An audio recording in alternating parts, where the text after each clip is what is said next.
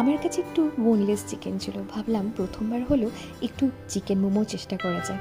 চিকেনটাকে ভালো করে গ্রেট করে নিয়েছি, তার সাথে একটু পেঁয়াজ, আদা আর একটু রসুন, সেটাকেও ভালো করে গ্রেট করে নিয়েছি। এরপরে একে একে এগুলো চলো মিশিয়ে দেবো।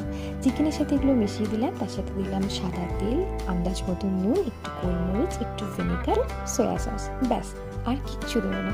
এগুলোকে ভালো করে মিশিয়ে নিয়ে 15 থেকে 20 মিনিটের জন্য আমি রেখে দিয়েছিলাম।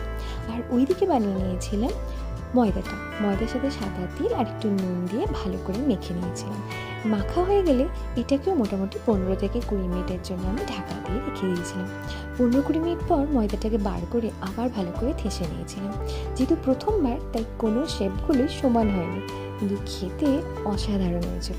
যতই হোক, বাড়িতে বানানো জিনিসের কিন্তু খাওয়ার মজা আলাদা।